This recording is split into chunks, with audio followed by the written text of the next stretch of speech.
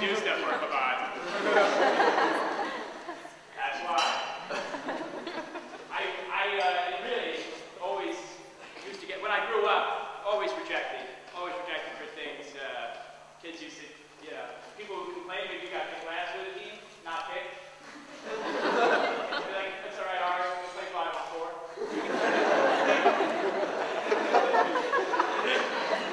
I get rejected from things I haven't applied for. They'll be like, oh, Ari, that's a beautiful shirt. Let's just be friends.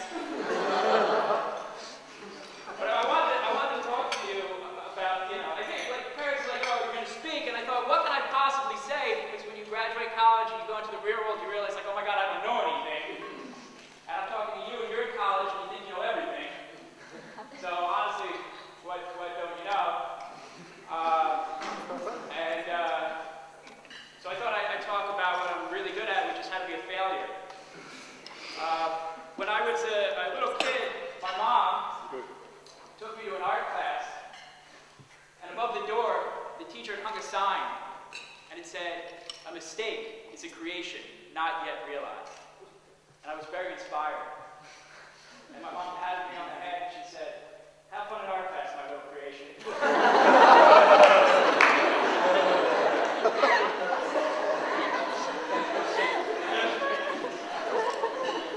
I'm kidding. They tell me I was planned poorly. They say they debated having me, which means that for the last 26 years, one of them has turned to the other and gone, "See, I told you."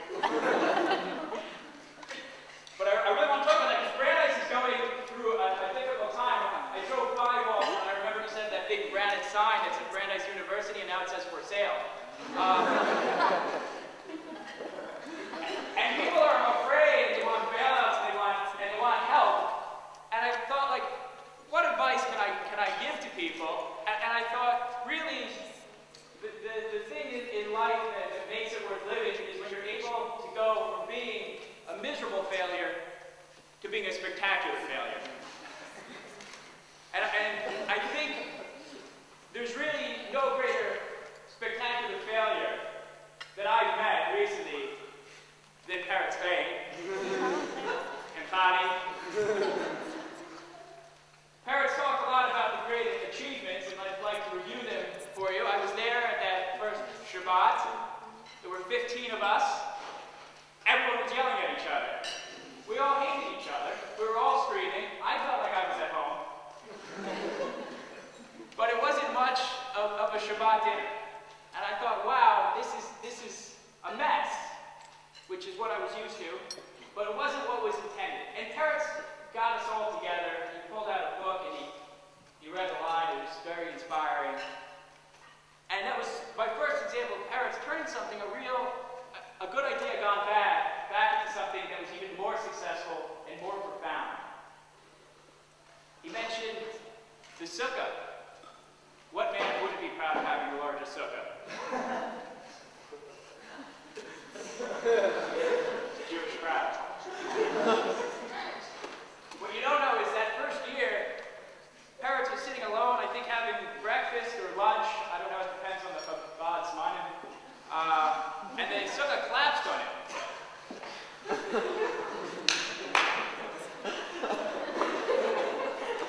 He had hung fluorescent lights because they were cheaper and they just shattered all over the floor and all over Parrots. And as sukkah building goes, that's not a kosher sukkah when it's on the floor. That was another failure.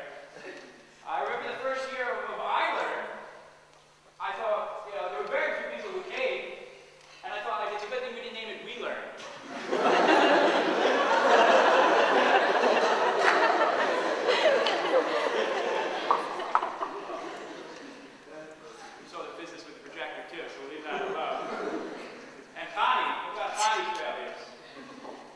Those are all Parrots' fault.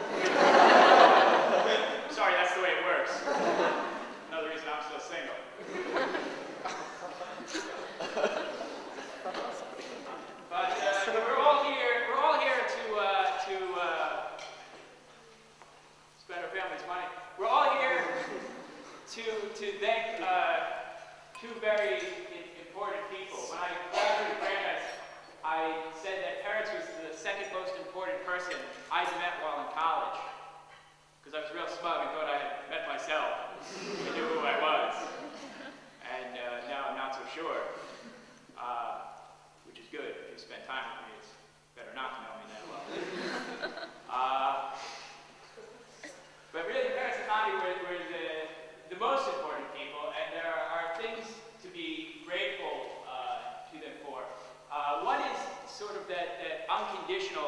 love.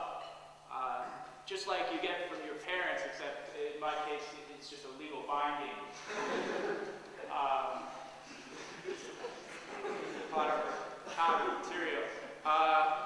But it really was something. They replayed the incident. It wasn't just Jews. You meet a lot of rabbis.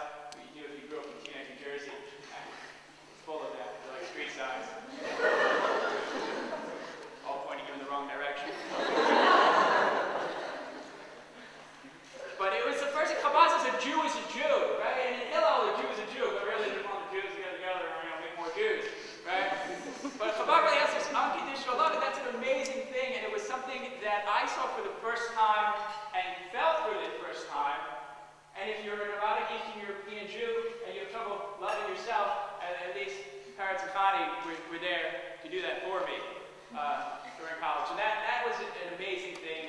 And every now and then, when I need to pretend I like somebody, I think of parents and Connie and ask myself, what would they do?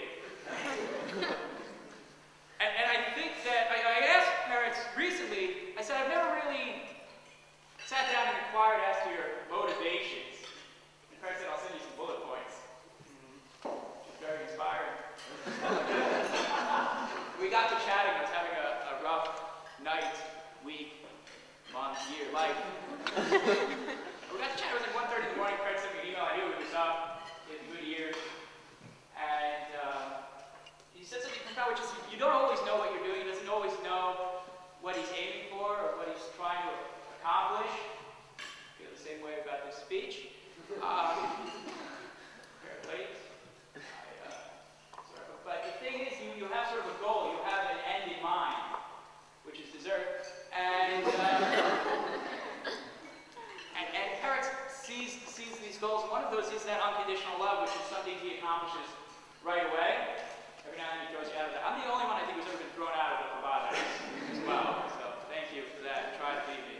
It's very difficult. I said some inappropriate things. They threatened me, they didn't really mean it. And I think that's an amazing thing, this goal. And one of it is this appreciation. It's that parents and Connie don't just love you in sort of hippy-dippy, you know, I don't shave, so I'm Jerry Garcia of the Chabad movement.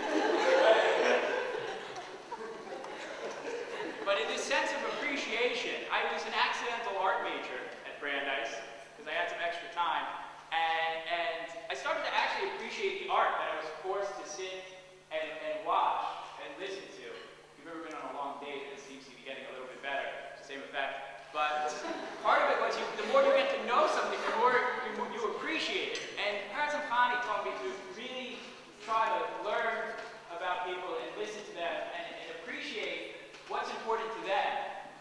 And by doing that, you're able to appreciate others. And I think that that's one great lesson that while you're at Brandeis, you can take is to see how parents and Connie really get into the inner core and the interests of everyone here. And the fact that Connie will remember your name is nowhere near as amazing as Connie and parents will remember all of your interests and find the magic in them, even when you feel lost.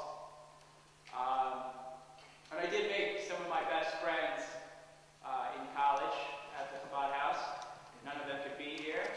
They set these people in their place.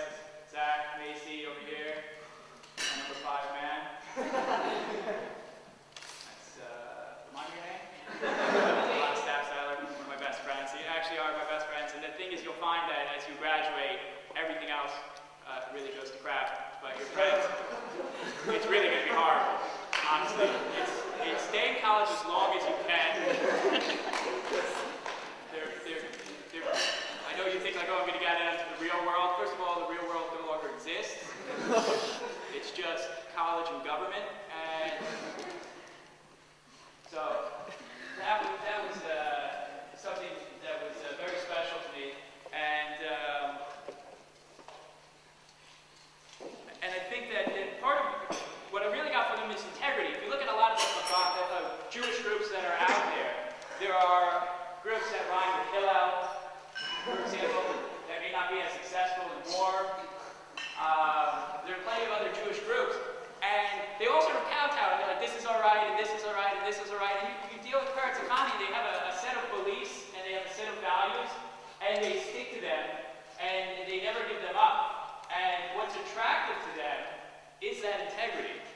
fact that even if you completely disagree with what they believe in, and come on, some of it, no?